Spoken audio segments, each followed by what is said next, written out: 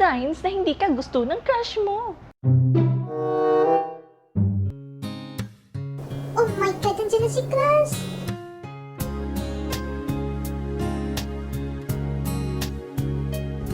Ikaw nga ba si Mr. Right? Mag-ayos ka, Self. Mag-ayos ka. Maganda ka. Huwag ka mag-alala. Maganda ka. Icing sa ibabaw ng cupcake ko.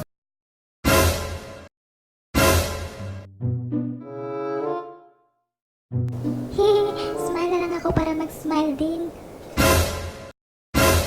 Triple kill! Tayo na lang dalawa! Tayo na lang magsama! Tayo na lang... Yan! Isa yan! Isa yan sa mga sign! Isa talaga yan!